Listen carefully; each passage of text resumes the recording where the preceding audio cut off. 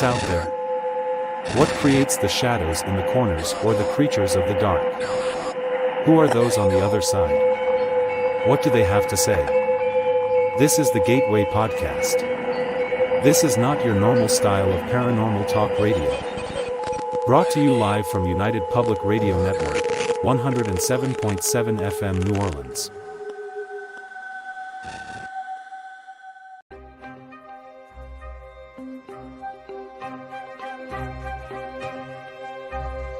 When they are consuming your minds and your thoughts and your dreams, from the angels to the demons and to the mysteries unseen, there is no need to worry.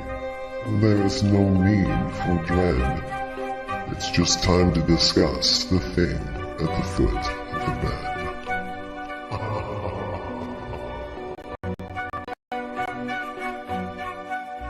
Welcome to Negotiating Happiness, the show that helps you find happiness, success, and balance in your work and life. I'm Adriana Fiestra, your host for this journey into entrepreneurship and personal growth. We're broadcasting live on 107.7 and 105.3 FM in New Orleans as part of the United Public Radio Network. We explore the latest strategies, insights, and stories from successful entrepreneurs and experts. From managing stress to building a thriving business, we've got you covered. Hi, I'm Brittany Ashley, your host of Breaking Norms, Building Dreams, your guide through this transformative journey in both business and life. This is your place crafted for dreamers, doers, or anyone who has been told they can't. Get ready as we challenge those narratives together. You're tuning in live to the United Public Radio Network, airing on 105.3 and 107.7 FM in New Orleans. We are streaming on all the popular platforms every Monday at 3 p.m. Eastern Standard Time. Join me for a candid and thought-provoking conversation celebrating your unique journey because you are worth it. This is the United Public Radio Network, 107.7 FM in New Orleans and 105.3 in the Gulf Coast. UPRN talkradio.com. Esoteric. Oh, welcome back, everybody. Sorry for the late start. We had some weirdnesses going on. It was probably just fat finger-itis, more than likely, to be honest with you. But it is all cleaned up and fixed up now, and y'all can all listen to us. And we'll run over a little bit because we had our guest for half an hour. We don't want to cut him short on time. So welcome, Ken. How are you today, man? Why do I keep hitting you over here? Oh, no, I'm good. Thanks for having me. First time doing this kind of thing. So it's going to be fun. Oh, it gets funner as I go too, actually. Oh, nice. So it's Cameron Collins, right? Am I right? Yeah. You could just call me Cam. Okay. All right, Cam, that's cool. Illustrator, right? Yeah. Okay, because we get authors and illustrators, so I don't want to get y'all confused, man. No. The illustrators are touchy, man. Them authors are touchy. You got to watch them, man. I'll do either. Either is fun, but for this time, I'm an illustrator. So, Writers of the Future, how'd you hear about it? I remember I heard about it like 3-4 years ago, like randomly looking up like art competition sites, because I was much younger back then. Like, okay, sure, whatever. I think I applied for it, didn't get in, and then 4 years later, I see it again, and they're kind of telling me like, oh yeah, no, we saw some of your art, you should apply. Figured I'd try again, and here we are. Well, it's funny, and I tell this to people all the time. I mean, you can submit 4 times a year with these guys, and I have seen people win first time, and I have seen people go as far as 50 times to get in. Really, you just never know. The average for authors is somewhere around 15 or 18 times. Illustrators are actually a little bit shorter. Illustrators run between about 2 and 10. Okay. For some reason. Couldn't tell you why. I track them. They don't, but I track them. But and I don't know if there's any real reason for it. But it is strange to see how it is, and it is strange to see how people winning, especially first timers, right out the door, they get bragging rights. Like, oh look, I won first time, buddy. No. Second time's pretty good too. I always like to watch because I tell people repeatedly, if you don't submit, you can't win, and if you don't win, you don't get to go have any fun. There's a lot of stuff that goes on. So you got the call from Miss Joni, huh? Miss Joni. Yeah, I did. She said hello. Yeah, it was pretty. I mean, I'd say it was pretty random, but so here's what happened with me. I submitted, and they kind of emailed me back saying like, "Oh yeah, um, you didn't get in this time," and I kind of asked why, right? Because usually with these kinds of things, they try to not tell you what happened, but Oh, I not this. figured why not? There's a human behind the email. I might as well ask the human. And there was indeed a human, and that was Jody, and they Yeah. said, like, "Oh, well, it seems like you already have, everything together. Like, you don't need to do a competition like this." It's like, no, I would love to be part of something like this, Yeah. and Win is good. yeah, like, winning's winning, and I'd like to be part of this. I think I'd be a really good fit. Um, and yeah, here we are. Yeah, because it's always funny because I didn't really when I got involved with these people almost 6 years ago, I didn't really realize how much weight the contest pulled. And as it Mm, goes on, it seems to have more pull amongst um, big book companies and illustration companies because I mean, it's stiff competition to win. I mean, it's not like only two people are submitting. And it's not just like they're submitting from the U.S. I mean, a lot of times, I think last year, 7 or 8 of the winners were from overseas, some as far as mhm. New Zealand. They don't mind flying these people in when they win. Every now and then, people win from countries that it's hard to get a visa out of and get a visa to our Right. country. But other than that, I mean, they fly anybody in. I mean, one of the guys, Chris, he's an author. He's an Aussie. Him and I party for like 3 days straight. I was like, man, I'm lucky y'all didn't get me in trouble, man. It's but I mean, UK winners, Chinese winners, Asian winners, pretty much anywhere on the planet, South American. It just American. It just seems to be there. So the competition's pretty stiff. So right off the bat, when a company's looking at you, especially going to hire you, and you say, "Oh well, I won Writers and Illustrators of the Future," they're like, "Really?" And so it Mhm. gives you a step in the door. And of course, if you win the big one, the big kahuna at the end, it really gives you a big boost in I the see. door.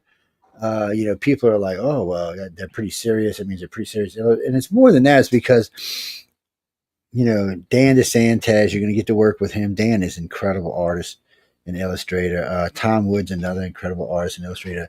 Echo Chernick is the coordinating judge for the Okay. illustrations.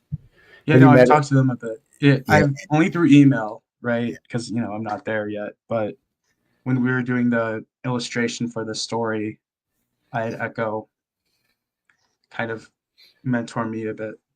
Yeah, And and it's nice that they can do that, because they do yeah. things like they'll give you runner up if you're good but not quite good enough. And it was the first Mm. contest that ever been involved with that gives you actual feedback. I was like, wait, what I feedback? like Nobody that gives part a lot. feedback. I Yeah, because it There's helps. not a lot of transparency nowadays. Yeah. So So, well, see, that's really good. that's how I got involved with him. John Goodwin, the president of Galaxy Press, the guy who runs all of this. Um, He calls me when they want to put a show on my network. I'm like, no, I don't. I said, I don't believe you, because I'd been to a lot of these contests, and man, to be honest with you, most of them were, we'll just say, hanky skanky at best, and leave it at that. And so he starts telling me, oh, it's being blind judge, and it's this, that, and they fly everybody in from around. I'm like, I mean, and I feel bad now because I gave this guy a hard time. It's an old story Mm. for like a year and a half. And finally, he calls me up one day. He said, I'm going to fly you out to LA and let you see if you have. I'm only coming out there if I get unfettered access to everyone, judges, illustrators, authors, author services. I want unfeathered. And he gave it to me. And let me tell you what, I questioned everyone, top to bottom, sideways, backwards, upways, and downs. They thought they was going through a freaking inquisition, man. Oh my And god. come on, blind judge. Nobody blind judge. That's bullshit. They got your face. No, but it's legit. I'm talking to Josh. Well, how do you get it? He said, we get a number. I'm like, what do you get? You get a number. We get a number. And I said, well, he said, well, I don't know who the hell that is. We just get a number, Joe. Yeah. So, after all of them told me this, I was kind of convinced that this is what's going on. And then I got to meet some of these guys personally and became friends with some of these judges, and I knew they weren't lying to me. Mm. And I also noticed they want to be there for you. They really do. So if you're there, and I tell this to everybody who comes across this show, if you're there and you see a judge that you want to talk to, but you might feel a little nervous, just come by. You say, hey, Joe, and just grab him by the arm, and I'll walk you right over and introduce you to him. Because honestly, they want to be there. They're there for you. A lot of times you'll see them taking you to lunch and shit. They're, hey, why don't you come have lunch? We'll talk at lunch. So Mm. they'll go over to the pizza joint next door and have lunch and talk about whatever they're talking about. there's a lot of this goes on. There's a lot of camaraderie going on. There's a lot of competition too, that goes on. But at least you don't have to do the 24-hour story like the authors do. Wait, what? Wait. Yeah, the authors have to do a story in 24 hours. It's one of the classes they do. That sounds kind of fun though. Is there like a word requirement? I'm sure there's a minimum of something in there, but come to find out 80% of these stories get published. That's awesome. It is. So there's something equal to that for the illustrators, but I forgot what they call it. And then of course there's going to be the reveal, which you and I can't really talk about right now, but the piece of art you did that comes in at the reveal. So I have all that art. They always send me a copy of it ahead of time. They always send me the art in black and white, but because it's a reader's copy, but so I can go through and get a good look at the artwork and get a good look at the illustrator, the authors and the illustrators' work. But it's interesting to see, and I got to say the reveal is such a blast because there is a lot of hugging, crying, laughing. Because the author's got to come find you. I can't give any more detail until it happens because before it. But no, I know how it's good. So what's going to happen is they're going to be in there and they're going to have all this stuff set up in easels all around these tables, and all the artists are going to be standing next to their work, and then they let the authors loose. Go in there and find your artwork, and they go in and they have to identify their artwork in the illustrator, and then they get to see it really, really, really good for the really first time. And there's like I said, there's a lot of tears, a lot of laughing, a lot of hugging. I haven't seen anybody yet. They went, "Ooh, oh my God, that's ugly." It's so far anyway. Oh God, maybe I haven't seen that yet. Let's hope it doesn't happen this time. But it's. I hope I did okay. It's going to. No, I think you can do great. I really and truly. Something about this competition, or the way it's handled, it really brings out the best in people. We get a bunch of people who like to do dragons. We have the dragon. Larry Elmore comes. He's one of the teachers. Actually, he's one of the judges. Larry Elmore and Christopher. Larry Elmore is. Larry Elmore did the dragons for Dungeons and Dragons. Yes, that's who Larry. Yes, and he does a lot of other artwork besides that. But that's who he did it with. So he's there. You get to see Tom. He's Wood. Like the dragon guy. Yeah, he's like a dragon master. Yeah, and then Tom Wood does stuff for like the NFL and NBA and all sorts of people. Awesome. Besides, he's got some big name clients underneath him. Echo does everything, including her Naughty Person collection, which is my favorite by far. She likes to do what I call the Naughty collection in oil, it's a really great collection. And we bring it on the network because she's got her own show, by the way. She's actually on before us here. She just finished up. Yeah, she just finished her show up a little while ago. And she's a fabulous lady, by the way. She can be a little tough sometimes, but she is really fabulous because they all look at it the same way. You've got 5 days with some of the top illustrators and some of the top authors in the world, not just in the country, but in the world. And they want you to benefit from it. And it's more than just learning style and technique. You learn finances. You learn how to set things up. You learn the latest technologies because she has a virtual showroom. She does a virtual showroom from her gallery so that you can see it online and you walk through it. So there's a lot of things you can learn with these technologies. And a lot of people, and like I said, they want to help you. They come there. They don't get paid for it. They're just like, we'll come judge and we'll judge it, and then we'll come meet the winners. No, lots of thank yous in order then. I seriously appreciate this still. It's kind of still hard for me to believe a lot of this is happening, to be honest. Stephanie just wrote in and asked, what is your favorite venue? What do you mean? You mean the favorite thing he likes? Does he like it? Okay, no, I see what you're saying. She's just asking, do you prefer like oil or computer or, what's your pencil and paper? Just because I know I still see a lot of artists walking around with pad and paper today, but I see a lot just walking around with their pad too, doing it on their pad.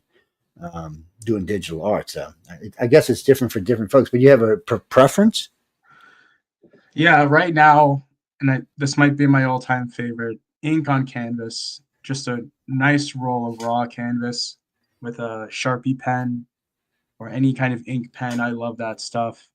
I scan it and then color it digitally, but that's kind of optional for me. If I'm at like a tabling event or like convention, or if I'm going to meet someone at a cafe or whatever, I always bring like a nice little roll of canvas with some Sharpie. Hey, look, if it works, that's all that matters. I mean, Yeah, one thing I've learned about artists is, once they get a technique that works for them, it's not that you shouldn't explore, but, once it works for you, you should use it fully. Because, it's hard to yeah. get to figure stuff out. I mainly did it during like high school, right? Because paper is too weak. It would kind of, if I tried to carry it around in class, it it kind of gets gets bent messed up. up and ruffled and Canvas, you can tore. roll it. And Just kind of rolling a good pen on crappy paper is going to tear it anyway. So yeah, exactly. if it gets too inky, I don't think I've ever seen anybody do. I'm gonna have to check that out. That sounds very interesting to me. I'm big on anything that goes onto a canvas. Don't ask me why. It's a weird thing from when I was a kid, probably. It has like a look to it. It has like a feel to it. There's like some tension there. At least when I draw, there's like well, canvas pushes back. I mean, right, canvas kind of fights when you're doing it. I love it. No, I am not an artist. No, Gene, no, Gene. I am not. I can't even draw a straight stick, man. Let's not even go there, okay? I'm being serious. When I say I'm not an artist, there is no that kind of talent nowhere in my whole body. And when I say I can't draw a stick, man, I'm telling you the truth. The bitch will be leaning sideways and stuff now. And I'm a contractor, so I know how to draw a straight line. That's the bad part.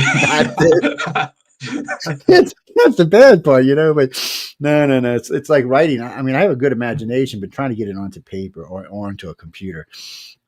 Yeah, I've tried now. I said, nope, that's not who I am. But I got this venue, which is easier for me. And today I've got I have almost 5,000 archives of my own personal stuff, which is over 10,000 hours. So trying to put that to paper would take a decade in itself. It's never going to happen. But it's available for everybody. What's that, Jimmy? Jimmy says, going professional, which way are you looking? Like commercial art or maybe gaming or just selling your stuff individually? Conventions, things like that? I mean, I'd love to be like contracted for just any group that would want my illustrations to be part of what they're doing. Right. So I'd be really into the game industry. I think that'd be awesome. Again, one of my main concerns as of late is like, I've heard my art is too, I don't want to say weird. Maybe weird isn't the word, but I think not marketable is the blunt. And I've never seen anything that was not marketable. I got to be honest. Right. Exactly. Right. That's kind of what's going through my head when I read or hear that word. What I've learned about this planet today is there's a niche for everything, even ugly stuff that you would think, oh, you wouldn't even let your dog squat on. Oh no, there's a place for that. And it's sad, but it really is. It's just where we are in the planet, and it's not even sad. I mean, it's a thing. I mean, there's 8 billion of us. We're not going to all have the same taste or the same style. Some are going to like, absolutely not. Some are going to like the dogs playing poker on the black velvet behind them, with the funky purple lights on them. Yeah.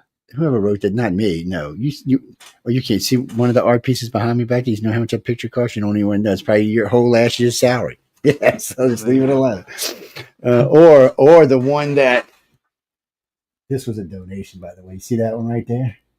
That's a one. Man. That's a good one. Oh. Yeah, that's from from, I keep wanting to say Forbidden Planet. That's not the name of people. It's the one with John Travolta in it. When he's playing a big old alien. I can't remember. We talk about this. We talk about this. I'm big into movie. I'll have to find out. I'll look it up. I can't believe my brain.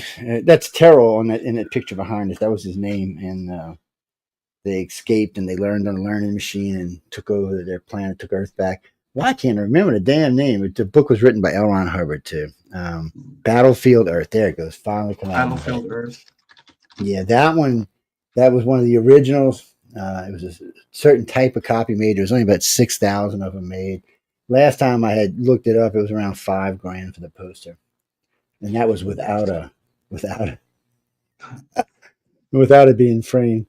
What's that? It was a donation. Well, people like to donate stuff and see it, like this picture you see, this one over here with the steamroller sinking, the steamship sinking. Yeah, I was going to ask about that one. That looks cool. Yes, that was a donation as well. Last time I checked, that poster was right around $7,000. It's people just like to see it up there, and they know who they are because you can't really see the names in them. And then you can't see right now because this picture's not hung, but there's a collection of all the great philosophers right below that. They're all very old books. Well, I like collecting old shit. I'm sorry, people. Y'all can't even see the other side of the thing. There's all kind of old Coke stuff over there, memorability over here, and it's I tell people online sometimes, or I'll be out shopping or hit a flea market or something and find some stuff. But a lot of times I'll just be talking about it on one of the shows, like News on the Flip Side or the chat, and people will hear me and say, "Oh, you know what? I got that," and boom, I'll hear ding dong, and sure enough, it's in front of my house. I'm like, "Wow, well, who sent me this?" Oh, I appreciate it. No, I do. Well, I got a nice pad that way. I got 2 nice computers that way, nice laptop. Oh, nice. Yeah, well, are you using one of them now? Actually, the 2 laptops. Well, I've been doing this for 25 years. One of the pads, yes. Oh, it's not here, but it's usually with me. I use it, because sometimes I'll have Amazon back here. So when we're live, I'll ask Amazon a question. Right now, I'm using Siri, so I'll say, "Hey Siri, what's this?" And then one of the other hosts is using Google, so it's like, "Hey Google, what's this?" Oh, it gets kind of stupid, but it is fun. I mean, I think somebody said you actually put that on your radio show. I said, yeah, we incorporated it right in. I said it's faster than sitting there for 10 minutes looking for something online when I can just ask and keep talking. I'll stop and ask. Personal robot. And that way it makes it easy. Who's your favorite artist, things like that. For you, so when did you find out you had talent? I guess let's do the 2-part question. So when did you find out you had talent, but when was it, or what was it that got you saying, okay, I'm going to start doing this. I'm good at this, and I'm going to start doing this. I can actually create art. Well, I had been drawing for as long as I can remember. It's a pretty boring story, but I've been drawing forever, and my a few of my old relatives were artists, and we had paintings all around the house. So in my brain, being an artist was just like a normal standard thing that I could do. So I'd see that and go, well, I like doing it, so I'm going to keep doing it. And I just kept on going with it. And I had a really supportive system, right? Friends and family, it's a feedback loop, right? You do something a lot, you practice it, you get good at it. People say, oh, you're really good at that, you should keep doing it. And then it goes on and on and on, and it kind of snowballs. So, I don't mean to cut you off. I was just reaching for this. I was just going to let it read. This is the book that his artwork will be found in right here. Okay, and we can't even give you the story yet. I'm sorry, people, because this book hasn't been released yet. And yes, I have a copy of it. You see right here, it says right there, advanced reader's copy, right there in the right corner. So look, I can't tell y'all the story he did. Next time, I might be able to, because they'll be doing some reveals, and I might be able to. So what we do, Cam, is so we'll bring y'all on for like a half hour or 20, 30 minutes on these interviews.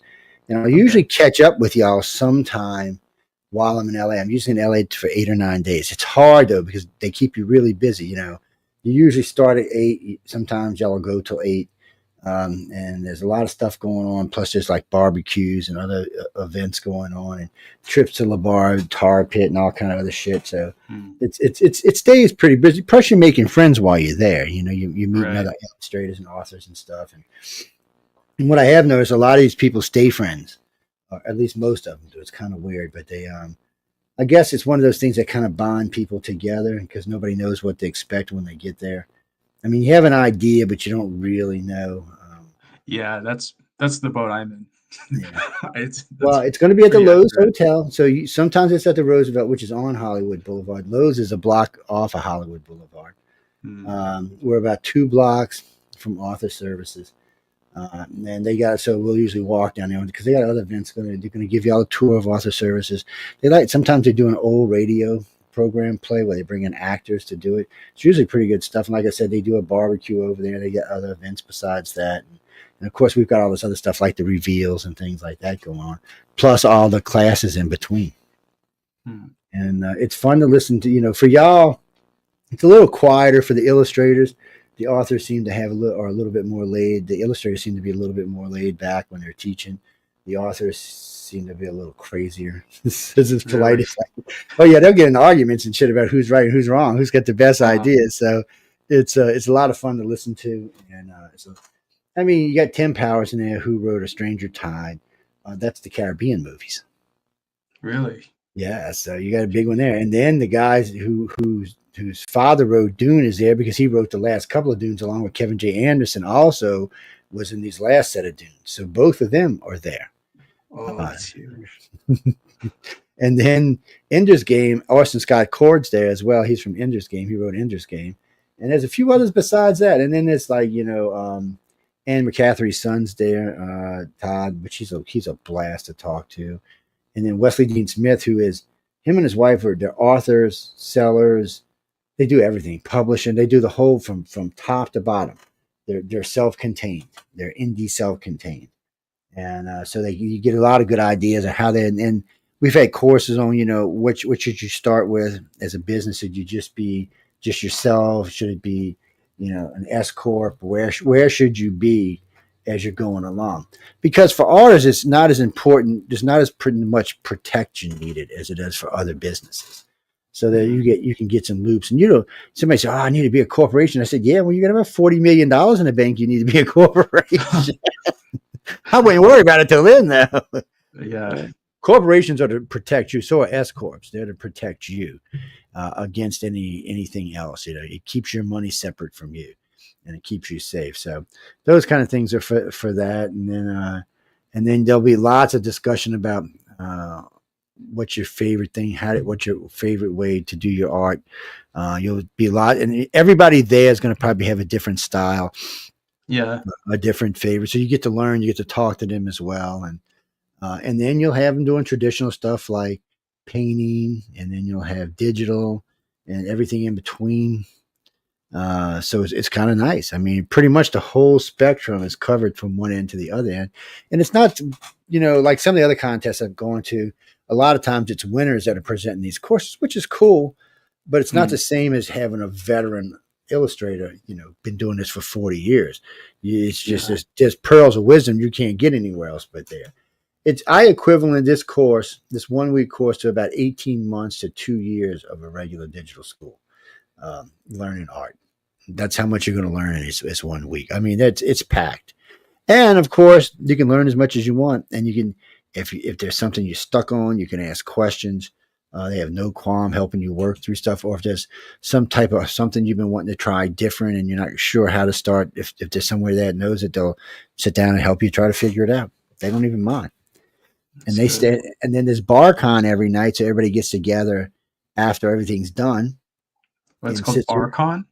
It's called BarCon. Like BarCon. Bar, like you're drinking bar, BAR. Bar convention, bar convention. So everybody meets down in the lobby and is getting something to eat or having a cocktail or just drinking a glass of tea. I had to teach these people how to make iced tea. It's a shame. And well, I don't always want to cook, and I don't always want booze. Sometimes I just want a glass of iced tea. Yeah, I'm from the South, so I expect a cup. I like iced tea. Yeah, so well, we stayed at the Roosevelt. The guy asked, I said, "Can I have some iced tea?" He looked at me like I was stupid. I'm like, "Dude, you know how to make black tea?" Well, we don't do that here. I said, "Well, I'll tell you what. You make it, I'll drink it. It'll never go to waste a whole 8 or 9 days." I mean, he made it right, and people saw me drinking it. They were selling out of it every 25 minutes. He's like, "Well, we never knew this many people drank tea." I'm like, "Really?" I'm like, "And you're in the restaurant business?" The only thing I didn't like is, like at the Roosevelt, the Woo Boo burgers, which were good, were $50 or $44. I was like, "Jesus, people, come on." I said, "For a hamburger?" I said, "You making me want to go down to some other little funky burger place down the street or something." And I mean, they're okay burgers, but they're not worth that much money. And of course, these are high-end hotels we're staying at, so it is nice because it is a high-end hotel they're putting you up at, and there's lots of room to mess around, and there's lots of open areas if you just want to sit and draw, or sit and talk, or And there are restaurants, and there are restaurants inside the hotel. I tried to stay out of them. Sometimes I didn't have a choice because I was starving and I didn't want to go looking for food. And I don't have a car while I'm there. And I tell you, that's why everybody in LA stays skinny. Because all they do is walk everywhere. And if you're offended at getting high, don't leave the hotel. I'm telling you, man, if you leave, like if you go out on like a Friday or Saturday night in LA and you walk down where we're at and you take the little right side street and you go to Hollywood Boulevard, by the time you get to Hollywood Boulevard, you're going to be stoned. Oh, If you take a right and go anywhere else, you'll be so stoned you'll be wanting to go back to the hotel. no way. It's oh man, it's ridiculous, dude. And I'm not even anti-pot, so, but I was like, Jesus Christ, people, you trying to kill us? Yeah, no, it's part of the nature. Part of the climate.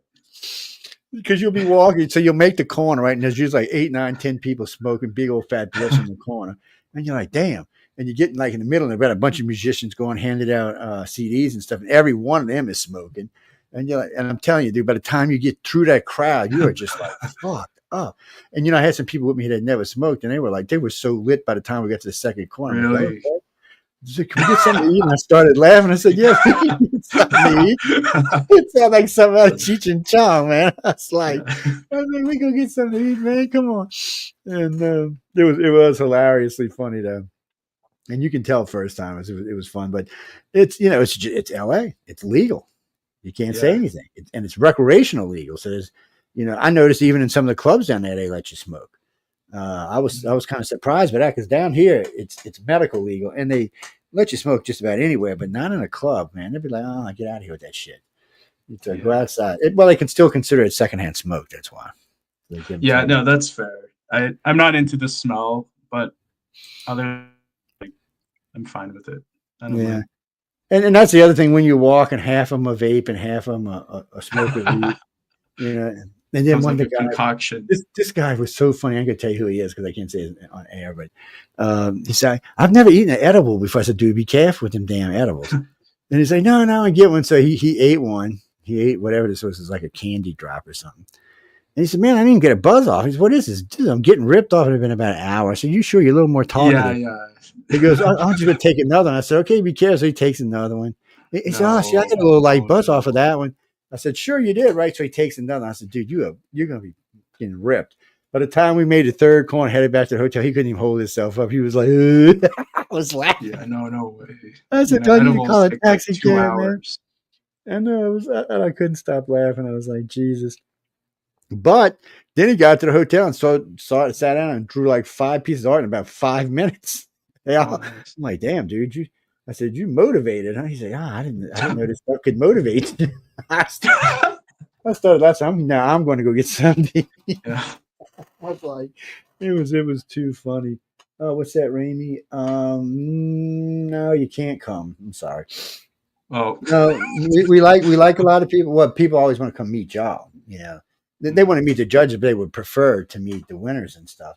And people always ask, I'm like, no, you got to win to come. You either got to win, work for Writers of the Future, or be somebody important, and they'll let you come on the guest list, like the gala event. By the way, the gala is smashing. It's as good as any Hollywood gala out there.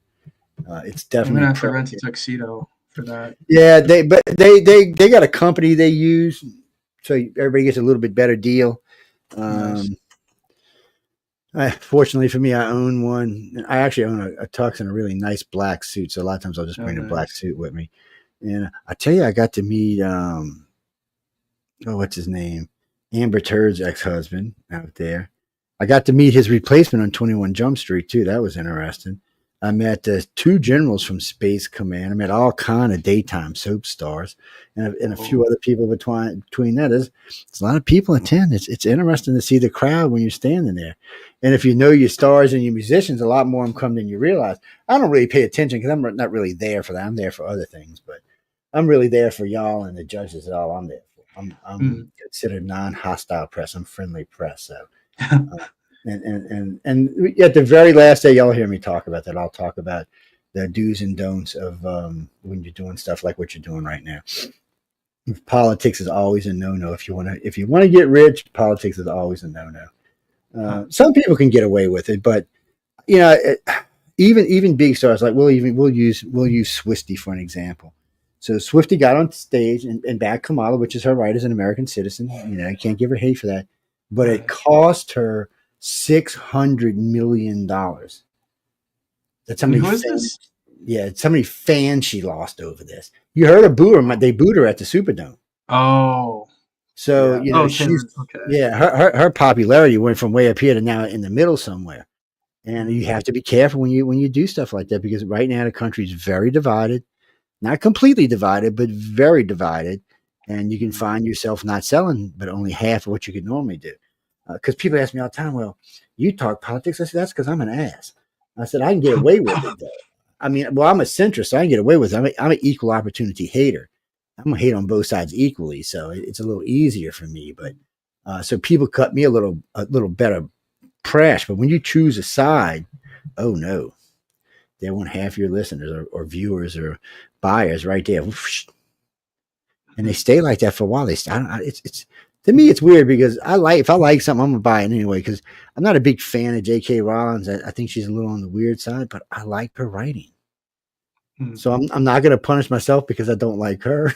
That just doesn't seem smart to me. But oh, my friends, you shouldn't listen to her stuff anymore. She's an evil, you know what? I'm like, okay. I'm like, all right, if it's good, I'm gonna watch it. I always tell them the same thing. If it's good, I'm gonna watch it. I just know. I like Harry Potter, people. Get off my butt. But my biggest thing is I like near now sci-fi is what I like the best. Wait, what? Near now what? Sci-fi? Near now sci-fi is what I like the best. Science fiction that's within 75 to 250 years from where we are right now. Stuff that's going to be more realistic, about how we're going to get to the stars or how we're going to get here or there or wherever. I've never heard that term before. Yes, so it's near now sci-fi. It's yes, being with these damn authors, I've learned a lot more than I needed to know about authors. Just trust me when I say this. I was at some geek thing a couple of weeks ago for authors, and I realized that everything they said I understood. I was like, shit, I've turned into a geek. The guy looked across me, he started laughing. He said, "What's the matter, Jess? I don't want to talk about it. It's too much." What's that, Danny? Well, next time he goes, do you have a website with your stuff on it? Or you're just getting there? Yeah, I do. camcollins.us. So y'all go check that out. So the next time we see Cam, we will put his website up while we're talking. And that way he can walk you through different things. Yeah, different stuff in his work. Yeah. And he can explain it to you or whatever. I mean, we like looking at people's look. So far, every illustrator that I've seen win are good artists. I haven't seen any, they won because of, I don't know. No one I've met so far, it was a crappy artist. Everybody has a good work. And I have found something so far in every artist I've seen that I've liked. And some of them way more than one thing. And then that's like April. She's a nut. We got a couple of dragon people, like April and Nancy and who else. One of the new girls this year, she likes to draw dragons too. So, and I'm always into some kind of dragon stuff because, half this network is paranormal and ufology related. The other half is political and let's change your life stuff. Eventually, it'll be two separate networks. Well, it started out when we bought into all this and got involved in it. It started out as UFO Paranormal Radio Network. And it was huge. Right. It had a much bigger following. We were first on the first 3 or 4 pages, but I'm going to say this nicely. I got tired of doing guests about paranormal and UFO stuff. I wanted to talk to politicians. I wanted to talk to wealthy people in businesses. I wanted to talk to people that get into some of the research that I was personally doing. And so we changed the name to United Public Radio. And within a year, we were getting people like Michio Kaku and the other guys, Tyson, Paul Levesque, several different politicians, several big businessmen. You name it, movie stars. We had a bunch of them that came on with us. And it was all because of the name change. Because if you would call a politician and say, hey, would you like to come on the UFO Paranormal Radio Network on UFO on the cover? They were like, yeah, sure we do. Right. And what are you smoking? It just wasn't going to happen. But when you call now and say, would you like to come on news on the flip side of United Public Radio, it's a whole different thing. They're like, oh, of course. Yeah, and when they find out we have 4.5 million listeners, it's like, so today you're being exposed to between 2 and 2.5 million listeners. News on the flip side is right around 4 million. The show that comes on, we're going to be doing later tonight called The Chat. It's a brand new show on the network. It's got 5.5 million listeners. It's 7 weeks old and the largest show on our network. Well, I mean, we have a bunch of different hosts come into it, but it is a show about absolutely nothing, but yet everything at the same time. It's what makes it popular. People never know what's going to come out of anybody's mouth. There's no rules to the show, and there's no language barriers, and it's R-rated. Actually, it actually says R plus XXXXX behind it. Oh my God. Well, there's nothing X rated on it, but Yeah. it's just some of the ideas and thoughts that come out of people's mouths are kind of like, really? These people have lost it. It's like one of the guys, he's Mike, he's like 6'6". He used to be a comedian. Then he was working with the COVID people I think he still is working with the COVID people now. And, and then we've got Dexter. He's a butcher in Pennsylvania. And got another guy who's a supervisor working up there. I'm in there. I've got a bachelor's in science, and we've got another one that's got a master's in lit. It's such a diverse, weird group. You don't know who's going to, and there's 2 or 3 other people that are just, actually everybody, if you've been a guest on the network or you're a regular host on the network, we allow it. If you want to stop by and pop on the chat, you can. All you do is pop on and let us know. We'll send you a code like we did today that drops you into the mix. But I warn everybody, because that show was getting crazy is what that show is. It is, look, I say, put your seatbelt on when you come in, because it is out of control. It's just, and we have female hosts, we have male hosts, we got just generally crazy people stopping in, or people just sending in the stupidest questions you've ever heard in your entire life, or conspiracy things that, why was there only so much little document? I noticed way more about that. And then the next day, the Kennedy Foundation releases like another 1.5 million documents. And when they released the first one, they said that's all they had. And then all of a sudden they found another 1.5 million documents. I'm like, okay, that's a thing. I see that. Oh, I see we got another guest down there. Hey, what's up down there? How you doing? Hey, nice to meet you. We'll bring him in just a second. Oh, you want to tell them where they can find you, what you're doing, what you're up to, what kind of stuff you're in? I know we're going to all be in April, in 2.5 weeks? 2.5 months, I think. Not quite that, maybe even less than that. About a month and 3 weeks, I think it's going to be before we get there. Something like that. But tell them where they can find you again, and anything you got upcoming. Feel free to follow me on Instagram, Collins_Cameron. I have a lot of books I'm making coming up, just a lot of like little comics I'm going to be posting on there. A lot of my own little projects. I'm learning how to program, things like that. But other than that, the big highlight is April. So yes, thanks for having me. Oh, one other thing before you go. So recently, I've got some friends that own gaming companies. So they've all been telling me the same thing. And it's also for authors and also for people who understand programming. They're looking for illustrators, authors, and programmers. But not quite for the reasons you think. So they want you to help develop storyboards, and then they want you to oversee the AI creating the storyboards, because they've realized something. So they don't want to get rid of any of their illustrators or their authors, because they need them. Because let's be honest, when it comes to AI making up shit, it's not really that good at it. But people are. So what they figured they could do is get everything set up, turn it over to AI, let the illustrators, authors, and the programmers babysit it as it's developed. And that way, that instead of taking 5 years to get a game out, they can do it in a year. And instead of being $80, it can be $30. And it allows them to produce games at a much faster rate and more games, which ensures all the employees' jobs. Because they said they don't trust AI enough to let it go off on its own. They want it to be babysitted. Each section of what's going on in that game, they want it to be babysitted by a human. And we did an interview with them just recently, and it was very interesting because they were starting down here.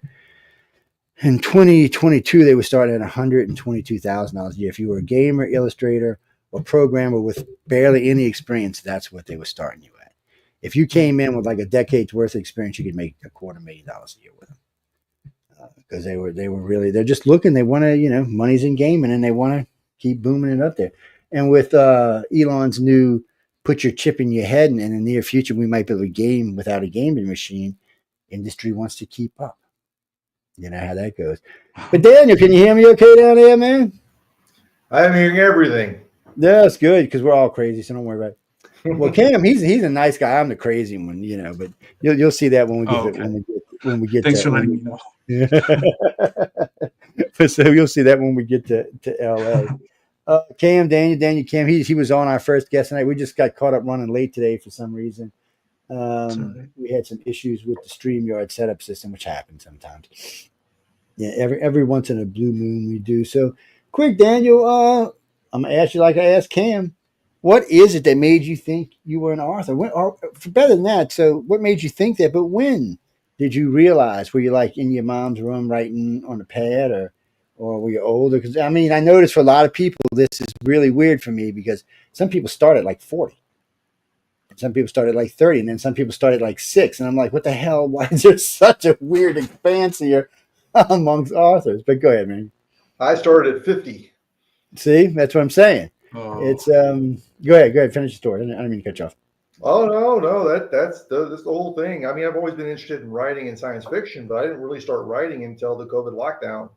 And actually, after the COVID lockdown, I stopped writing until 2023. So, no, I started pretty late. So, well, but so many of y'all have heard say that, and so many of them are now successful.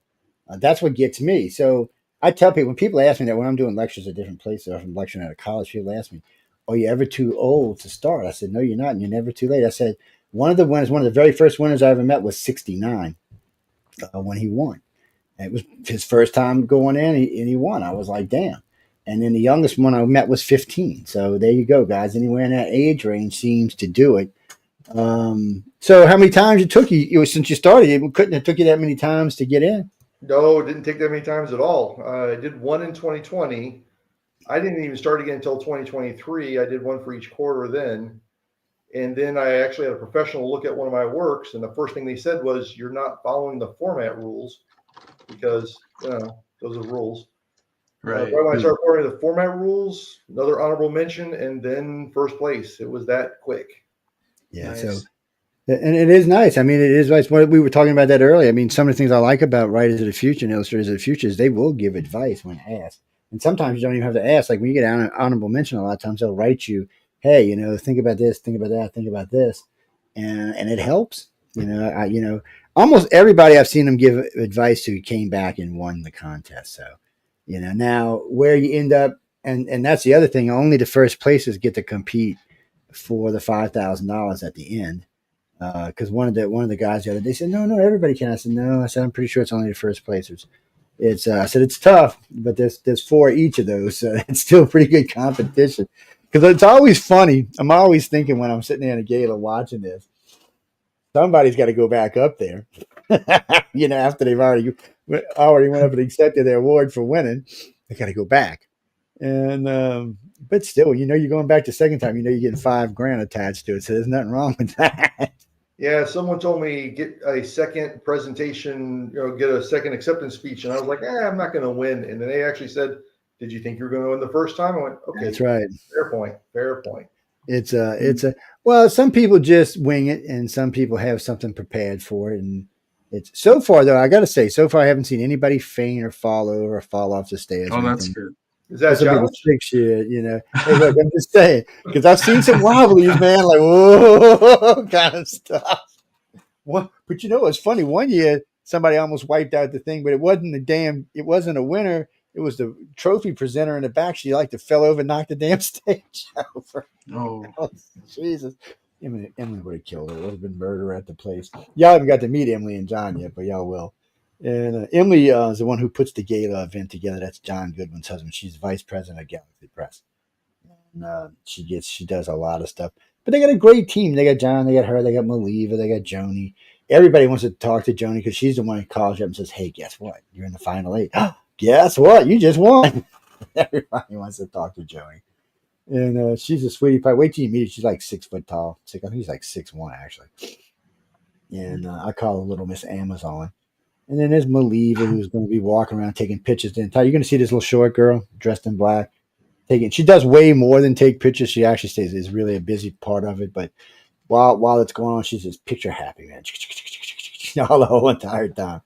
And so just to warn y'all, there's a lot of pictures get taken. All the media that's there, including myself, will be snapping pictures. And a lot of times we'll be going to snapping pictures when you're not paying attention. That's part of what we're going to be doing there. Matter of fact, for the authors, come the day of the 24-hour story, I watch out like hawks, man. I usually keep the long range recorder with me because I don't like to get up in anybody's face. There was a couple of years I would like it when we was at the Roosevelt. I was up in the mezzanine doing it where nobody could see me. because some of these people get the most dreaded looks on their face, and some of them are like, I'm done. I'm going out to have some fun now. I was like, shit. And I've seen someone write it, delete it, write it, delete it, write it, delete it. 4 o'clock in the morning, writing it again. And, it's going to be handed in at 8. It's like, but then, like I was telling Cam earlier, about 80% of those get sold. So I guess that little bit of stress actually helps to produce a decent story. It's well, that's kind of why I joined the competition originally, was the timeline. It was the constant deadline. Otherwise, left to my own devices, I just wouldn't have been writing. Yeah, well, I can see that. And I can see that in a lot of people, especially in America today. I got to keep things in my face, or if I don't, I'll just, whatever. Or I got to tell somebody, remind me, like my station manager. I'll talk to her during the week and I'll say, hey, Michelle, remind me. She's, what am I, your damn reminder thing? I said, yeah. And so she'll remind me of stuff. Like today, she sent me reminders about some stuff I want to do later, tomorrow. And so it's that way it keeps me at least halfway focused to say the best. But for like you're going to get, I know Tim Powers will be there. So I was telling Cam, he's the author of Stranger Tides, which of course is the Caribbean movies. He had to sue them for a long time to get that straight too. They used that work without even giving him any credit for it. And finally sued him and won. And then Orson Scott Card will be there. He's Ender Games, and the Dune writers for the last 3 Dunes and the Children of Dune, which is what's his name's son and Kevin J. Anderson. They'll both be there talking about stuff. With Dean Leslie Spitz will be there, and I know Ted McCaffrey, Anne McCaffrey's son, will be there, and there'll be a few other. And then Jody Lanai will be there. She's a coordinating judge, and Jody's always good. She's a lot of fun to talk to. And there's a few other that'll be in. But I never know. They vary years. Some years they have some years they don't have others. It switches. But they are legit. I got to say, I was harassing them judges, and they're all like, "Oh no, we get a number. We get a transcript and a number." And we're like, "What the hell is this?" And, well, that's your story, and that's you use that number to vote with. And that's how they do it. It's legitly blind judge. I got to give them credit for that. I mean, there's a coordinated judge that looks through these stories. There's actually several coordinated judges. There goes my alarm system for some reason. There's actually several coordinated people that help with the coordinated judges. But in the end, the judges who make the difference, which are the professional judges who do this for a living, all they get is a number. They get your story and a number. And they say, okay, which is great because they don't know if you're black, white, male, female, something in between, Martian. They don't really care. All they care is the story's good, and then they send it back to them, and that story gets wrapped up, and you get invited. So that's always fun. And then we were talking about the reveal when you get to meet your artist who did your artwork for your story. I was telling Ken there's always lots of tears when that happens. There's lots of laughing, lots of tears, and lots of and see. Like, no, Karen, actually, you know what? I'm going to show y'all right now. This is the book we're talking about. This is the book both these gentlemen are in, right here. And I need to put some light on this. Sweet. That's the one they're in. This is book 41. Yes. I've been there since book 36, I believe. And, well, the year I got with them, Christopher, was the year they came back from COVID. So it was a dual year. So instead of having 24 guest winners like they usually did, they had 48. And I was only there for 5 days the first time. So it was kind of crazy. Now I go for 8 days and hang out and cause mischief and mayhem and all sorts of other things. But that's the one. It's not up for sale yet. And the reason I can't tell you a lot of stuff that's in it is because none of it has been made available to the public yet. The book is not available for sale yet. And the artists and authors have not met for the great reveal yet. So I won't even be able to show you the artwork until after that. Not me. I'm just part of the press package, so things. So you got a website these days, Daniel, or are you just working on odd stuff? I do have one, trnos.com, but it is a work in progress. Oh, I understand that too. Mine are always a work in progress. The reason I was asking you, probably next time we see you, so I will chase y'all down or catch up with y'all while we're in. So we offer everybody longer interviews while we're there. And of course, usually within a couple of months after the gala, Carmen will get back in touch with you for both myself and for Writers of the Future. And we do much longer interviews. So John will probably interview y'all. And then after, John and I will get together on this show because he's my co-host. And we will, I forgot where he's at tonight. All Stars is where he's at tonight.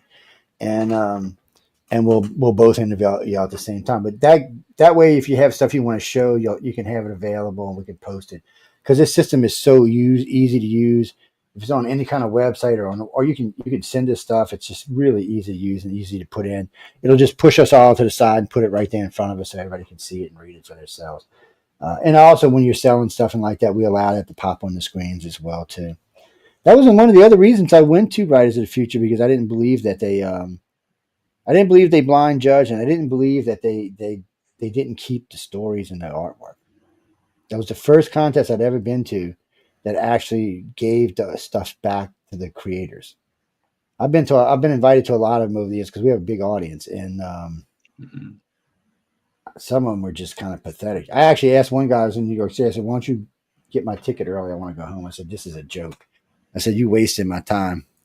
And he's like, "What?" I said, "Yeah." I said, "Because a lot of times I'll do it for free, but if I get there and find it's a hoax," and I tell him up front, I said, "If I find it's a hoax, it's $5,000 for going up there, plus my flight and tickets and hotel rooms and stuff." So, because you can't let those people who are cheating people lose. You got to call them out on it. These guys are exactly what they say they are, which is weird in today's world. Christopher wants to know, what is your favorite venue to paint on? What do you, he just meant, what is your favorite? What do you like to do? Your favorite? God, I can't get it out of my head today. Sci-fi, fantasy, near now, sci-fi. It was the easiest way. What is your? Yeah, you. I'm sorry. Oh yeah, absolutely. So what was the term you just used? It was the first time I ever heard it. Oh, near now, sci-fi. I love that. Yeah, near now. Oh, near now. It's probably, most of my stuff is near now and cyberpunk, which I now consider near now. Yeah, they got a lot of cyberpunk comes in these books. That makes sense. It's in most cases, I've been pretty much influenced by PKD and Black Mirror. Those type of technology hasn't shifted that much, but enough for us to kind of examine ourselves. Yeah, it's. I didn't realize I was a near now sci-fi. I didn't, like you. I didn't know what the term was till a couple of years ago. I was talking with one of the big authors, and he said, "No, Joe, I write near now sci-fi." I'm like, "What the is that?" And he started telling me. I said, "Oh shit, I'm a big fan then." Babylon 5, Expanse, Altered Carbon. I didn't realize I'm a big fan of near now sci-fi, and but my biggest problem is trying to find time to read these days is like pulling teeth. So I tell people, if you can, put it on audiobook, because I get a lot of audiobooks sent to me, or I get a lot of downloads sent to me where I can listen to it while I'm doing something else on the computer. That way I can enjoy it. See, like this book here, ladies and gentlemen, by the way, comes in. It's going to be an audiobook. Yes, not yet, but it will be an audiobook soon. So y'all will be able to get it both ways. John just likes me to read. That's all. He thinks he's torturing me or something. And, well, like I said, it's hard for me. So I'll usually read this. That's why he sent it to me early too. So I'll read it, and then I'll read the whole book again. In that 3-hour flight to LA, I'll read the entire book again. And then when I see y'all, I'll have the artwork fresh in my head and most of the book fresh in my head. Because I don't always read a book. Sometimes when I interview a guest, and I'm honest with them, I say, "No, I didn't read it. I just want to bring you on and hear you talk about it, see if it's worth me reading it." One lady got really offended one night. She said, "What do you mean?" So, well, that's a big, thick book. I mean, that's like 800 pages. If I'm going to dedicate that much time, I want to know it's worth it. I said, "So I'm going to talk to you and find out if it's worth it or not." She was pissed, man. I didn't realize that. I said, "I'm sorry. I didn't mean to offend you." I was like, "But it's true. I mean, I said, that's a good chunk of a day for 2 days for me to read this book." I said, I need to know I'm going to get something out of it. Because, I learned that as a young kid, watch them covers, because, I bought a lot of books because of covers when I was young. And, Absolutely. Let's just say I was not a happy camper, man. Leave it at that. I was surprised to see how much the short story genre is still alive because of the time constraints. It is. Actually, I think it's making a comeback, to be honest with you. It seems to be. I've seen a lot more short stories being published, but I've been seeing a lot more of them being turned into audiobooks or into any sorts of audio, really. I hate to use the word audiobook today because it seems to be more than that. Because I mean, the way it's made now, it's not really. I guess it's a book in as far as the story goes, but that's really the only aspect. Maybe a digital download book or something. I don't know. They need to come up with a different term. These Z-Genners ain't going to be happy with this digital book stuff. I'm just saying. What's that, Clara Reese? Where? No. They'll be in Los Angeles in what is this? There's the 15th, so 7 weeks. Yeah. 54 days, not that I'm counting. Yeah, see, he knows exactly. Oh my gosh. I think you're gonna make Cam nervous, man. Yeah, no, you're excited about it. Oh man. Tab and everything. Again, no, y'all are not allowed to attend. I mean, now, if you happen to be staying at the hotel where it's at, there's nothing they can say about that. But, don't go around harassing happen to people. be staying at the hotel. Yes. Same Well, it's a exact- busy hotel in Hollywood, and think right now they just had a big fire down there. So I doubt there's going to be any vacant rooms anywhere in LA. Yes, and this is downtown, smack in the middle of Hollywood, is where this is. Yeah, it's like 2 blocks from Authors Service and 2 blocks from the famous Chinese restaurant. Yeah, I mean the Walk of Fame, everything's right there. Roosevelt Hotel's right there. Everything's right there. Lots of places to eat, lots of places to spend your money. Lots of places to get high, because I mean they get high like a son of a bitch down there. Hollywood. Well, yeah. If and I warn people about that going down. If it's a weekend and you don't like getting high, stay the hell off of Hollywood Boulevard. For that matter, stay the hell off of any of the side streets going to Hollywood Boulevard, because they do these little like these little groups get together and do their different little stage little music, and the whole time they're doing it, everybody's getting high. And everybody in the crowd's getting high. So there's no way of getting through there without getting smoked out. There's just no way. You're not getting through it. The crowds are too thick and there's too many people smoking. And LA doesn't have a lot of air movement, so it kind of just hangs over that city. It's weird. But during the week, Brenda, when I was there during the week, it was not as bad. There were still people smoking all over the place, but it wasn't as bad. LA should have some rules of that, because a lot of people had their kids out there during the week. On the weekend, no, don't bring your kid. And if you're offended by marijuana, don't go. I'm just being honest with you. You can't even walk a full block without catching a buzz. No. The crowds are too thick. You're walking like this to start off with, and everybody around you smoking. No, I don't personally care, but no, I have no jobs these days that would get me in trouble if it was in my system. So I don't really care. Back in the day, there's careers I had that I would have gotten in big trouble, so I would have had to stay out of LA altogether. Yeah. What's that, Marcia? So, well, he can't tell you what's in this story right now. No, he can't. You're just trying to cause trouble, aren't you? No, he can't tell you what's in this story right now.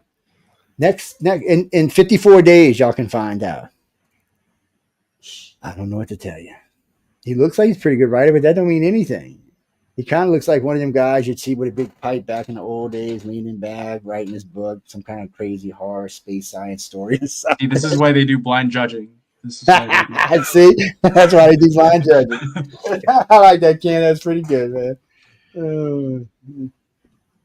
Who made? No, they don't. Nobody thinks I'm an author, so we're not going to even worry about that. I'm scary enough looking. I don't need no extra things.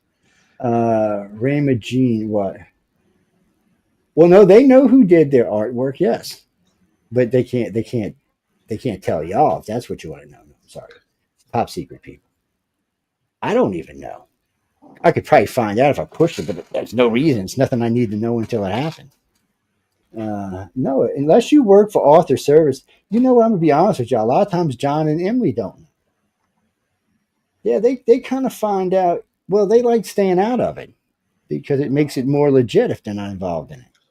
So there is some information. If you go for the pre-sales, there is some information over on the pre-sales that will help if anyone's interested. But you have to go over to the pre-sale website. Go to pre-sale. It's a good idea. And what's that? No, we can't tell you. No, sorry. Why? I read 2 stories so far. I was on my way. I was out in Phoenix. I went out to go meet some people with writers for them out in Phoenix the other day. And I read the first 2 stories, Chris. That's all I can't tell you what's in them. I got to see the artwork, and then I read the first 2 stories. I can't even tell you who wrote them. No, go do what Daniel told you, and maybe you'll get some secrets over there. You might find something out. I say pre-register for the book. I'm not going to give any of these away this year. I don't usually give away the winning year until the following year. It's not. I'm just not nothing. Hey, it's not my rules. I just work there. I don't even really work there. I'm just press. Yes, I'm the guy who aggravates it. It's my job. It's what do you want again, Martha? Where, by the way, where are you, Martha? Yeah, I see you steadily texting. Oh, Seattle, Washington. I don't want to talk about Seattle. I used to love Seattle. I don't know so much anymore. We're not going to talk about that. This isn't that kind of show.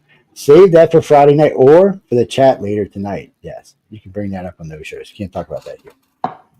Who, and who, and who, and who. So, well, I'll ask him, hold on, calm down with yourself. So, Sarah over here is asking, is there books she can get her hands on right now? From you, she means. She's not meaning from Writers of the Future. Sarah, you're like a demon. I'm sorry, go ahead. No, this is my first time actually getting anything published. Yeah, see, he's going to win the 5,000. Then he's going to become like an alcoholic writer. I don't mean alcoholic. I mean an addicted writer. No, I think your first one is probably more accurate, but whatever. Hey, I can go both ways, so it depends what week I'm on. What do you mean I don't? That's true. Sometimes I don't drink, and sometimes I do. Yeah, would you ever self-publish? Self-publish? He's asking yeah, me. To Danny. Would I? The idea, yeah, I would have to have enough short stories to be able to self-publish. Okay. I'm not sure I'm at that point yet. Yeah, well, three of the judges you're going to meet do self-publishing. So that's the people you want to talk to, including Wesley Dean Smith. I mean, Dean Leslie Smith. I always say his name backwards. It's it must be a Freudian thing, but there's three of them there that self-publish and own companies that self-publish as well. So you can talk to them. They'll actually give you information. And it is one of the things that will come up in the courses while you're there.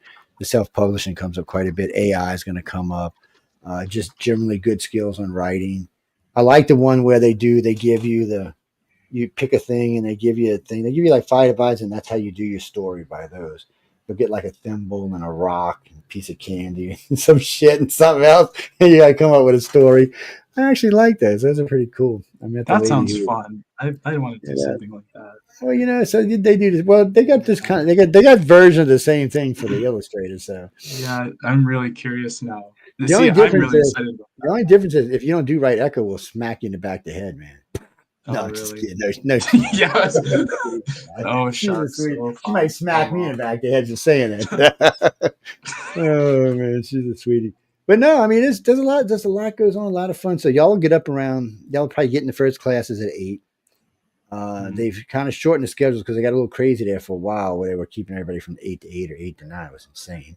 Now I think everybody wraps up around 5 or 6. And then, but there's usually special events. So there'll be the reveal one night. There'll be the barbecue one night. There's some other event besides that. So really and truly, it comes down. That's why we started doing these interviews in advance, because sometimes it's so busy. I feel guilty if I drag people in like at 11 o'clock for an interview, because it's 11, 12, 1 o'clock before we get done. And you're up at 8. I know what y'all are going through because I see it every day, so I know what's going on. I mean, I know it's only for a week, but still, we try to keep y'all healthy while you're there. I mean, there's a lot goes on. And then, like I said, if there's anybody you ever see that you feel like you want to talk to, but you don't want to approach, just if you see me, grab me and I'll introduce you to them. I don't mind. And the judges already know that. So I've been doing it for 5 years. So, they'll know I'll bring people over for them to talk to. And they really want to talk to y'all. That's the best thing about this whole thing.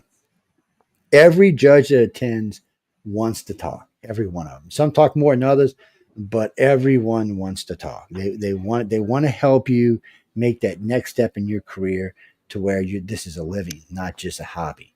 And that's what they want to do.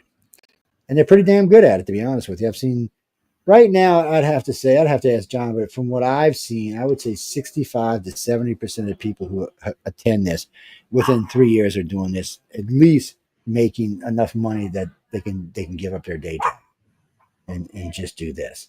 And of course, and then from that point, it's just simply taking it to the next level to make that much more money. But for authors, we know it's just the right story, and for the illustrator, it's just the right piece of art. I mean, you just don't know. It's like a song. You just never know which one it's going to be. You know, you'd be reading this book, it's the best work I ever done. Damn thing sells 2 books. You write some 5-minute story, you throw it out there, damn thing sells 5 million books. You're like, what the hell just happened here?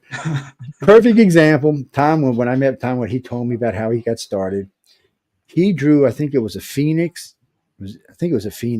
For what, remember way back in the day, they used to have these black posters with fiery looking things on them. Like it would be like a dragon with fire and a phoenix of fire. Anyway, he made one of them. It hooked up with Walmart. He sold 2 million copies in the first 2 months. 2 million copies. There's a rookie kid, first time he ever sells anything. Now, I don't know how much money he made, he never told me, but still, it was enough that got him rolling. So that kind of happened with me on this last story. I actually didn't like this story when I submitted it. Thanks to Janet, it's a much better story, but I did like it, but it wasn't my favorite. You just don't know what will resonate and what won't resonate. You don't. And that's the thing, you don't. And, for authors, I always tell all the same things. Make sure you got them something that's going to grab in those first 3 pages, because if not, they're going to. Let me show you, ladies and gentlemen. This is what they're going to do. They're going to go, dun, dun, dun, and these ladies can read like warp speed. They'll be up, and they'll pick up another book. So you got to hook them. I'm not saying you got to give the whole story up in the first 3 pages, but you got to give them something that makes them want to read on. Because you have to remember, ladies and gentlemen, they're getting a lot of books, and right. They want something that's going to grab them. And these ladies and the gentlemen have been doing this a long time, so they can kind of tell where a book's going pretty early on. Well, I'll show you one that I don't think he actually won first place. His book is still 3 years later being talked about nonstop, because it's just a funny as hell book.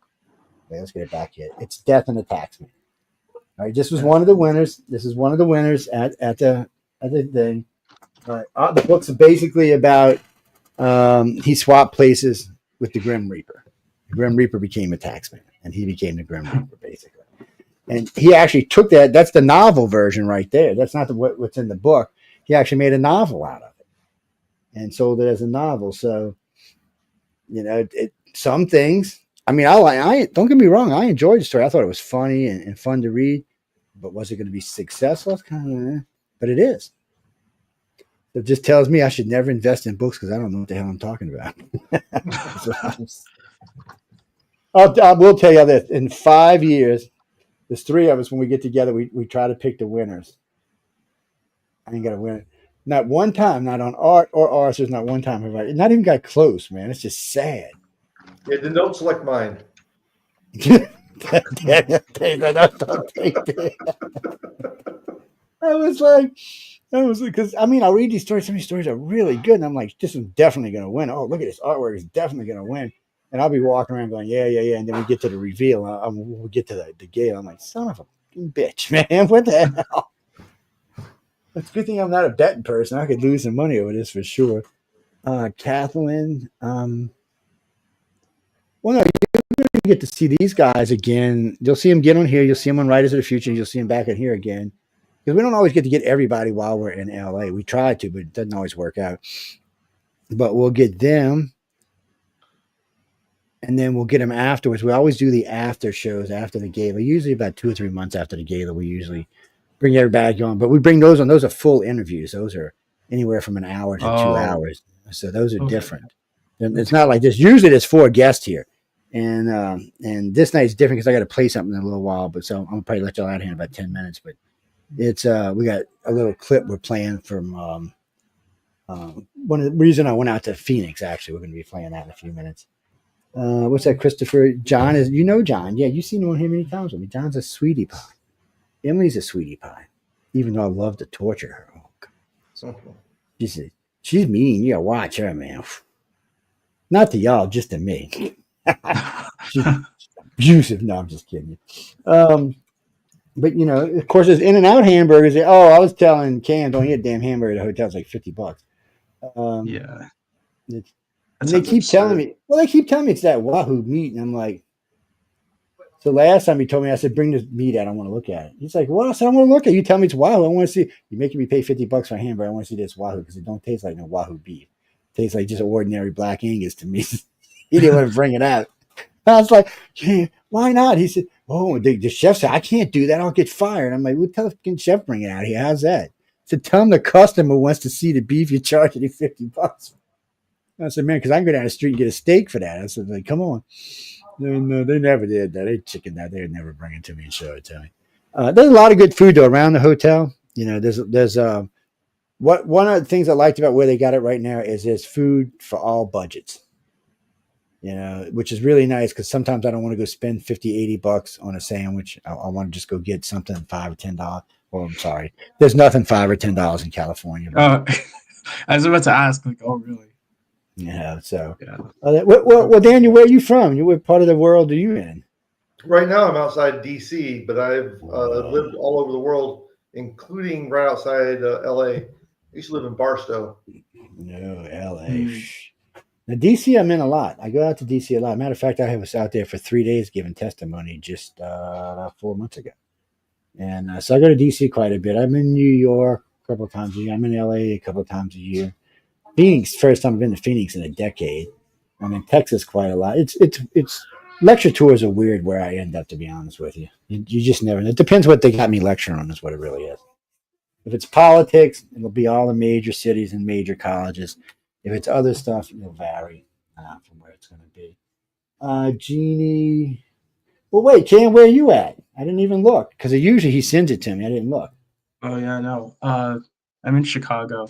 Oh, you But sometimes, I got some friends out there. yeah. Sometimes I visit my friend in LA, and I have a lot of friends back in New England. So, yeah. Yeah, New England's Those are like nice. my three spots. I actually like New England. I have been to 45 states and 40 countries so far. The countries don't really count. I was in the Navy, so. Oh, really? Yeah. I definitely got the bulk of my like U.S. travel through a big road trip when I was younger to the Grand Canyon. So you see a lot with that. Yeah, you see a lot. You do. You know, I did find something else odd about some of the winners. About 25% of the winners, they're ex-military. Really? Yeah, they're ex-military. Oh, look, see, Daniel is. It might even be 30% are ex-military. Oh. I don't know exactly what it is. I know when I got out of the service, my brain was working one way. Getting back into civilian life is not exactly the easiest thing to do. So I actually got into a career that I didn't have to deal with. I got into construction, and I ended up opening a little small construction and maintenance company. So it kept me out of having to deal with the public all the time. And then once I got my guys working, I didn't have to. Once I was out about 8 or 9 years, I was out partying and being an ass and stuff like that. But even today, though, I like to be in this stuff where I have more control. That's why I own the radio station, because I can pretty much do what I want when I want to do it. And if I want to go out, I can. If I don't, I can stay right here. And for me right now, we're on this computer right now. So let me see. I'll tell you. Hold on. I'll tell you right now. Click and whoops, nope, wrong button. Click. We are in 133 countries right now. So we're broadcasting to 133 countries. And let me see if it'll tell me, where's it at? It don't always behave, but let's see. It usually tells me let's see. Stop. Go down. So right now we're in our three biggest cities we're broadcasting to right now are Chicago, London, and Sarasota.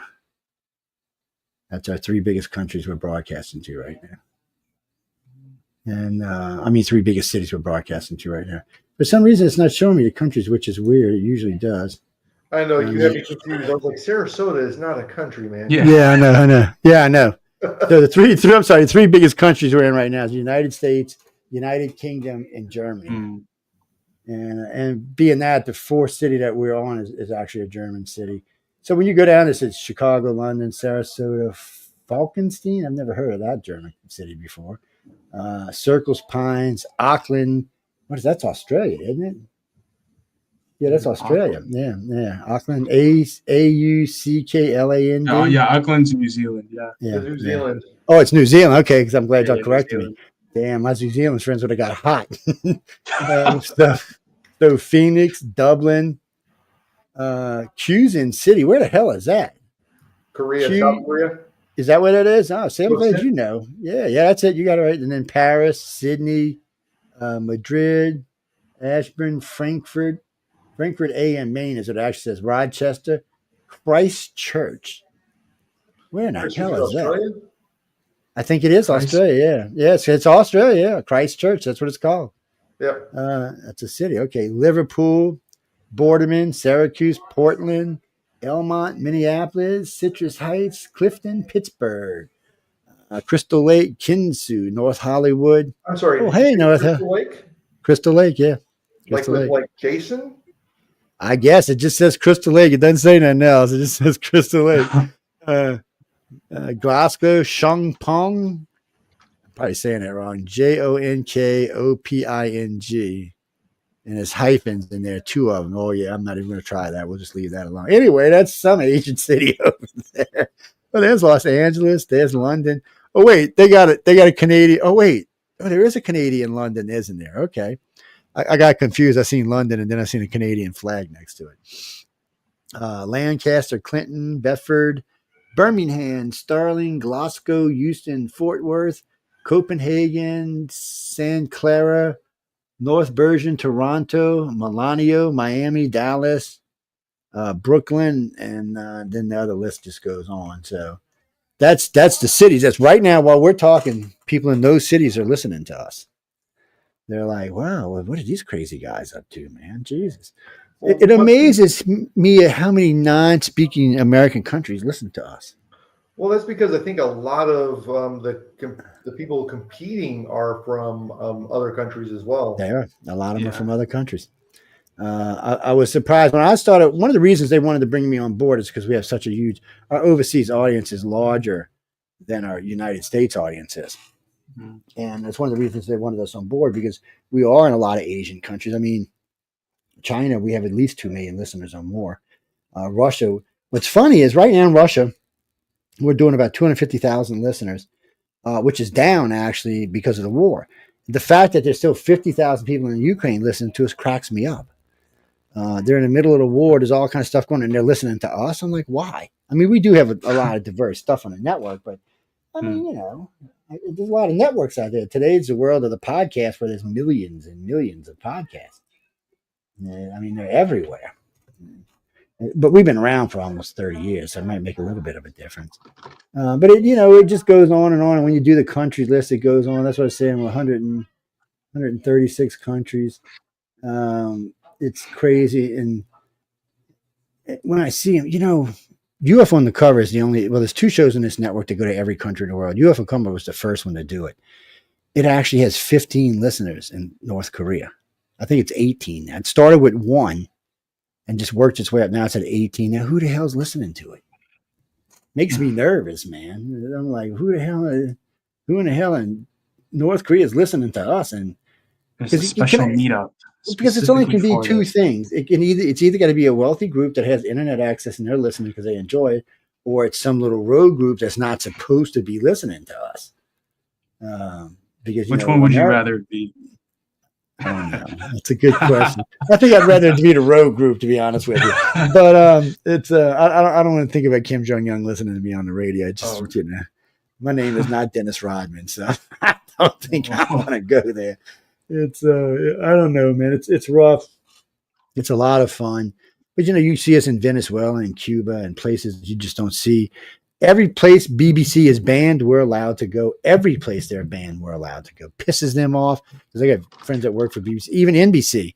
As a matter of fact, they tried to work a deal with us a while back because they're not allowed in any Middle Eastern countries. Neither is BBC for that matter. None. They're not allowed. Unless America's there, they're not allowed in them. And they tried to cut a deal with us because in Iran, we have about 300,000 listeners total. In their main city of Iran, we have about 56,000 listeners. So they wanted to use us to put out a message. I'm like, no. I said, because we're just going to get thrown out. I said, I'll do my own messages. Thank you very much. And China, when we got into China, which was a fluke, we were told when they gave China back, as long as we didn't talk about the new leader, because it wasn't Xi Jinping at the time, it was somebody else, that we could talk about anything we wanted, just not talk about the leader. When Xi Jinping took over, I got actually a phone call. and directed to me. And they said, look, we're really happy with what you do here, because they pay for the servers actually. And they said, as long as you don't talk about Xi Jinping, we're good with you. I can talk about their communist government. I can talk about shitty things about them. I just can't talk about Xi Jinping. They don't want us talking about it. And I'm like, that's fine. I got Biden to talk about. That works. Or Trump or somebody else. There's lots of people. Or Zelensky. There's lots of people to talk about. There's some idiot out there that needs to be talked about. So we just leave it at that. But that was just a total fluke. A friend of mine gave me his radio station in Hong Kong, which was Pioneer Radio, when I was leaving the other company I worked for at Riverside 1690. And he just gave it to me because he's retiring. And we got it all hooked up and transferred over and got our service set up over there. And it was about 4 years later when China went back. And it wasn't even 6 months in, they called me and set up this thing and said, oh, we'd like to bring you into mainland China and put you in at least 14 provinces or 12 provinces. I'm like, what? And so we're going to pay to have your service set up and maintain them. And then we'll pay you X amount for usage of material. I was like, you're shitting me, right? And they're like, nope. I'm like, okay, sure. We can work this out. My favorite one is, I think it's in Tennessee. A good friend of mine got into a fight with somebody on the Christian Broadcast Network. So he called him and he talked to him. He tried to work it out with him and they just wouldn't. So he bought the place out from under him. He picked up their debt and bought them out. And 2 days later, I get a phone call. Can I do an overlay? Because he used to call me for other stuff. He said, can I overlay your station over my new station and I'll pay you for it? I'm like, sure. And so I didn't think anything about it because he's done this kind of stuff before. And he pays me pretty good for it. And I get a phone call in the middle of the night from this raging lady screaming about me. Somebody talking about demon possession and doing whatever, not poltergeist. What do you do when they take out the demon from you? Exorcisms. I mean, she's screaming. I mean, and cussing me off. I'm like, well, who the bleep are you? And why don't you just turn the radio off? Well, who are you? I said, I'm Mr. Montaldo. I own United Public Radio and UFO Paranormal Radio. What's up?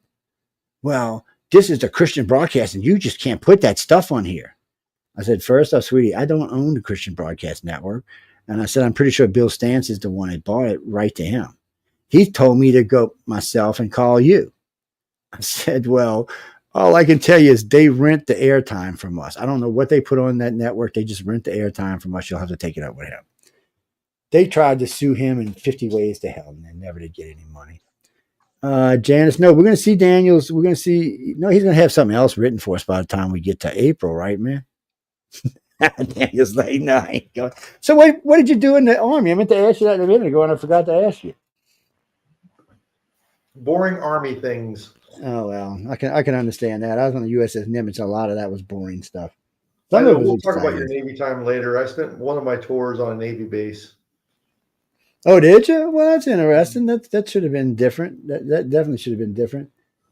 What's that, Gene? Well, no, we were talking about near-night sci-fi. We were talking about, no, not punk rock. Where'd you get that from? Cyberpunk, probably. Yeah. It's cyberpunk, steampunk, not punk rock. Come on, man. Yeah, I don't know what y'all was smoking over there today. It's it's not like we won't listen to a little, Sex Pistols or anything. Yeah, that's true. Right. It's well, no. So he's going to be there. He's already won. He won first place. What quarter were you in? Third. So he's in third quarter. So they're just before they're starting to start wrapping up. Yeah, I was in the last one. Yeah, so he was in the last quarters, and well, no, all of this, everything we're talking about, as soon as we get through with the event, we'll be talking about it live. So he'll actually be able to come in and talk about his story. We'll talk about the artwork. We might even bring in the person who did the art while he's on that, and they will have them both on at the same time. And we can talk about the artwork. We can talk about the story. We can talk about where he's going with stories. We're just kind of limited when we do this show because it's before the event. Yeah. Well, no, he's not an artist. That's Cam's an artist. What you want him to do for you? So you can, before we go, because I know we got to get out of here, you can commission these guys. Okay, they have websites, and I'll make sure next time they're on, we'll have all their proper information up. I'll even post the websites and run them through the editor thing, but not the editor, the the hell that damn thing is called. The media thing that scrolls across the bottom. It's the banner, yeah. So y'all can get all the information out of it. No, when we do the half-hour shows, we don't do that. Carmen doesn't even send me that kind of stuff. No. Yeah. Well, I'll get Daniel to describe it. So 2 people just wrote, what is steampunk? Oh, first of all, I was talking about cyberpunk, not steampunk. Yeah, so that's what and see, yeah, and I corrected y'all in text, and you still did it. So steampunk, however, isn't that science fiction as told from a Victorian age? I think so. Perspective? I think you're right. Don't quote us on this, ladies and gentlemen, because I'm not 100% sure, but I think he's right.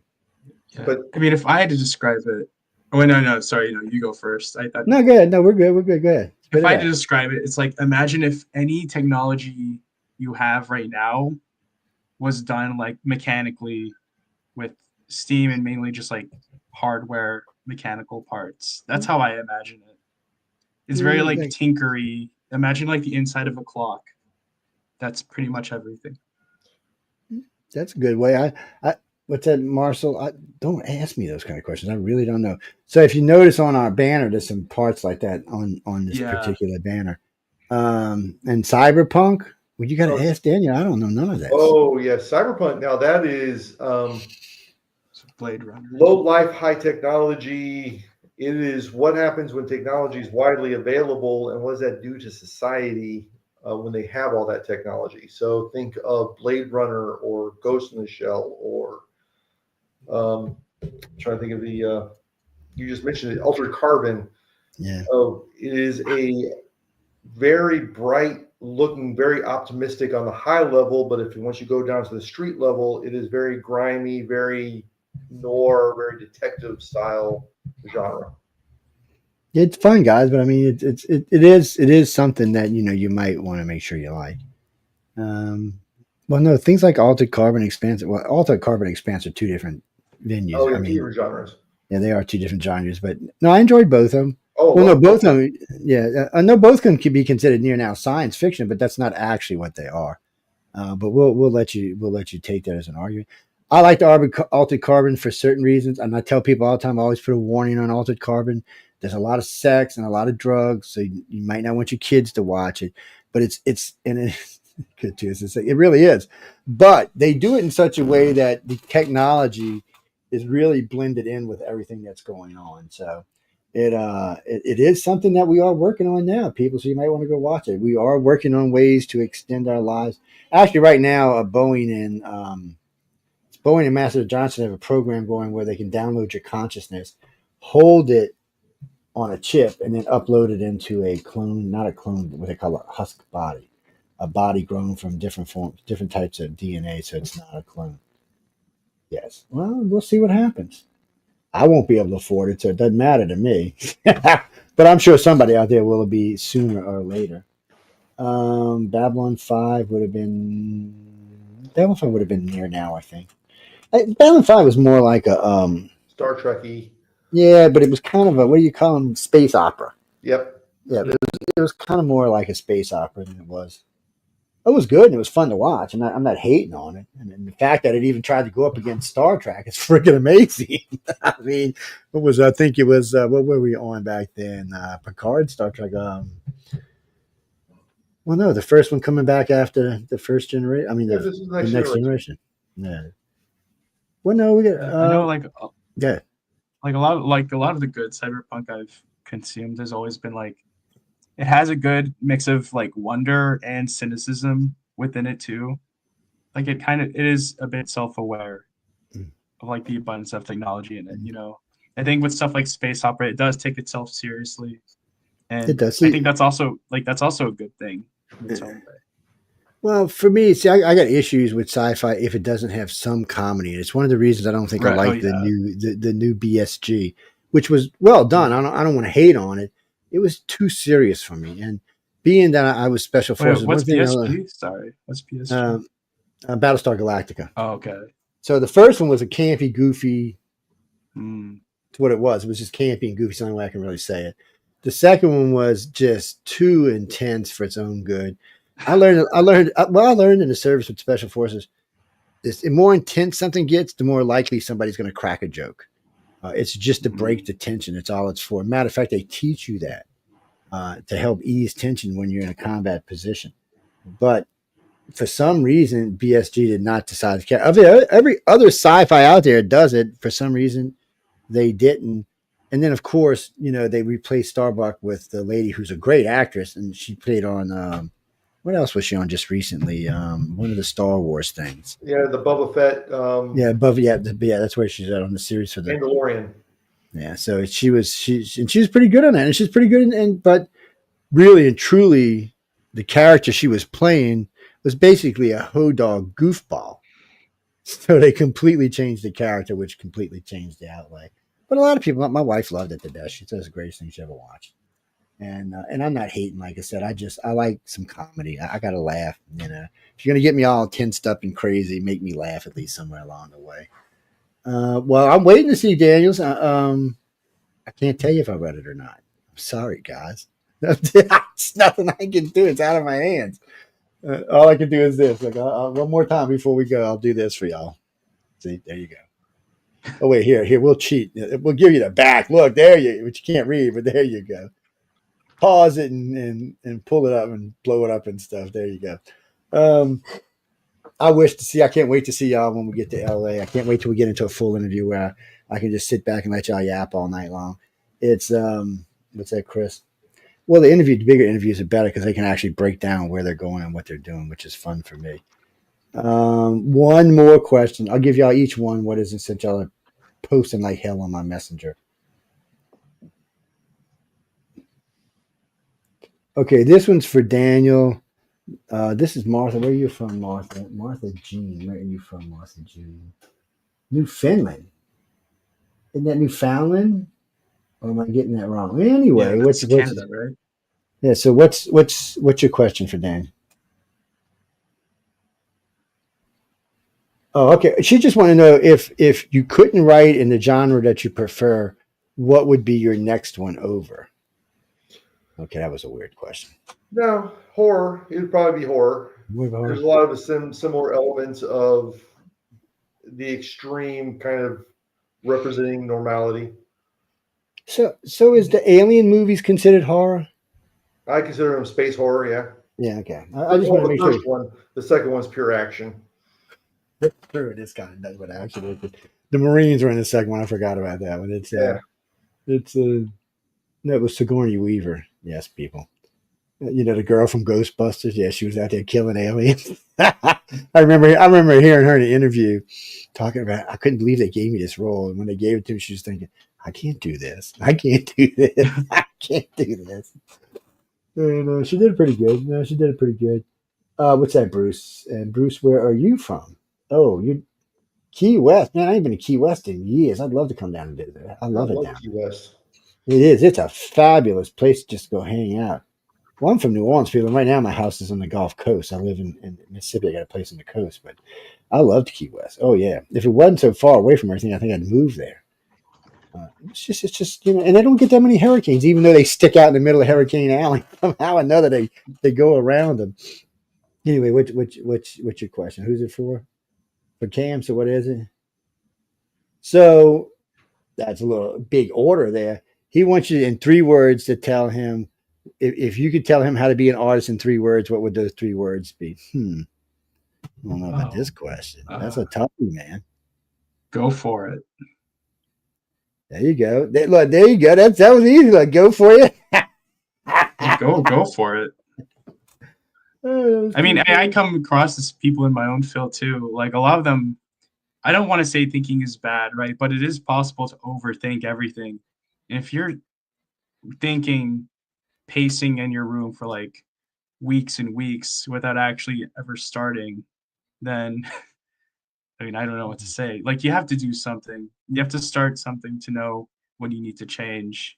Yeah, you can't. Well, what would you do? I mean, you can't be scared. I mean, if I'd have been scared, I'd have never got in front of a radio or a TV. Right. So, exactly. Yeah. And I will say this, and I shouldn't, but my military training helped me a little bit as far as standing up and doing stuff that I wasn't comfortable with. I mean, first time somebody asked me to get on radio, I looked at him like, you're stupid. I don't know how to do radio. What are you talking about? I was rude. I was like, I don't. And to be honest with y'all, the very first show I ever did, I got in a fight with the guest, a 2-hour fight with the guest. Oh my! I figured I was fired. I got a freaking raise. He's like, God, look at the people you brought in. I'm like, dude, I can't do that. He said, yeah, you can. I was like, this is too much. Anyway, we got to get out of here. So, Daniel, tell them one more time where they can find you, what you're up to, and then we'll get to Cam, and then we'll get our butts on down the road. TRNOS.com. I'm going to keep building that site between now and April. I look forward to seeing Cam and everyone else out in LA. Yes, it's gonna be a lot of fun. Cam, anything you want to tell them before we get out of here? Yeah, you can find me on Collins_Cameron on Instagram. My website is camcollins.us.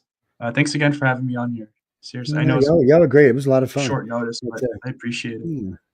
I always enjoy, I always like talking to winners. It's always great, and everybody I've met so far is pretty well balanced personality. But in that note, ladies and gentlemen, we got to go.